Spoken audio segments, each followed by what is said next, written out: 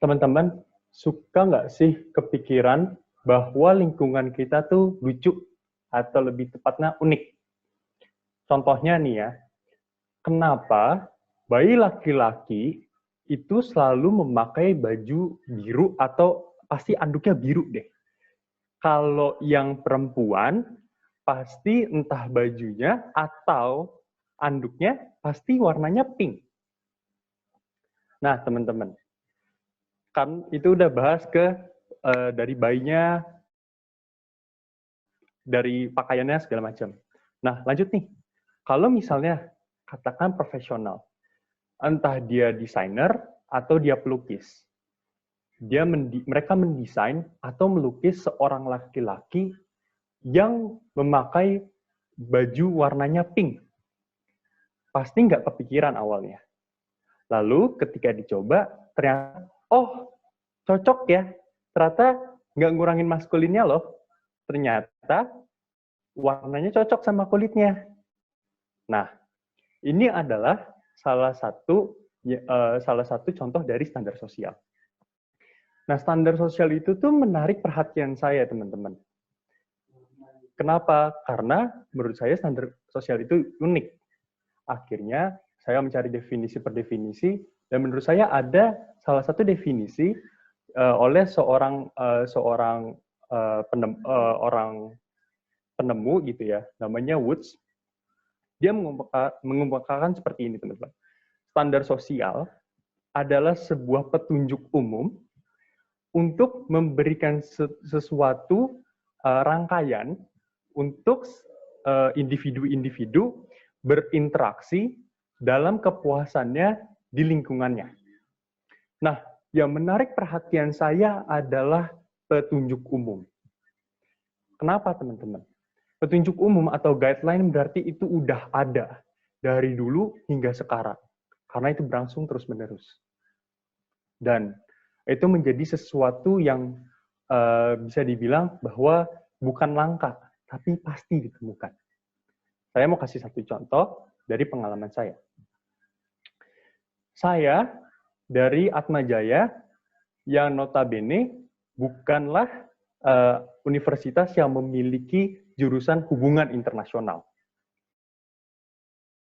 Namun, salah satu kegiatan saya adalah melakukan MUN atau Model United Nations, yang berarti di sini adalah simulasi sidang PBB yang dilakukan biasanya oleh anak-anak atau mahasiswa-mahasiswi dari hubungan internasional. Bayangkan saja dulu bahwa bagaimana seorang anak tidak memiliki panduan yang jelas, tidak tahu caranya untuk bersimulasi, tidak ada mentornya pula di suatu universitas yang tidak memiliki jurusan hubungan internasional. Hal itu tidak mengurungkan niat saya untuk membuat Atmajaya MUN Club. Kenapa? Alasan utama saya membuat Atmajaya MUN Club adalah untuk memberi kesempatan anak-anak, mahasiswi untuk mengembangkan potensi mereka. Itu adalah salah satu contoh yang dimana bahwa beyond dari standar sosial. Standar sosialnya adalah suatu zona atau suatu standar yang ada dari universitas saya sendiri. Namun, tidak memiliki yang tadi saya bilang nggak punya jurusannya, nggak punya klubnya juga. Maka dari situ saya coba beyond dari standar sosial tersebut. Ini mengingatkan saya ketika saya pertama kali masuk ke universitas. Saya teringat bahwa I may come as a boy, as a child, and I will live as a legend. This is the key for me. Seperti kita tahu, petunjuk umum common-nya di universitas atau institusi pasti seperti ini, teman-teman. Hanya ada satu petunjuk yang pasti. This person is come as a child, and they will live as a man or as a woman. Atau juga ada orang yang datang as a child and pas keluar dari institusi tersebut still as a child. So, kita tahu dari sini kita tahu standarnya yang ditetapkan institusi, kita tahu mana yang bisa dikatakan masih mungkin di bawah standar, dan kita tahu ada yang namanya beyond standar itu, standar sosial. And at this point, saya mau di atas standar sosial. Legend itu sendiri bukan berarti prestasi yang dicapai, bukan berarti harus membuat platform, bukan berarti harus hebat di mata orang-orang. Bukan seperti itu. Legend itu memiliki korelasi yang erat dengan yang namanya legacy.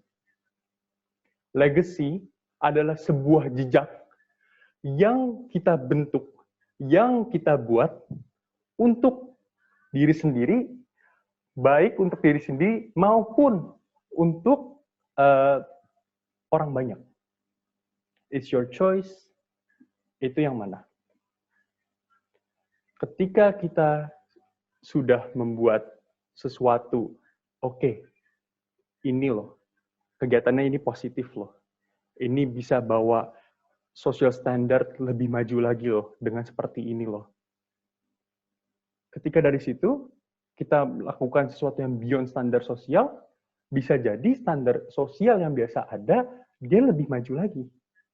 Dan itu adalah salah satu yang dimana manusia tidak sadari sebenarnya, teman-teman.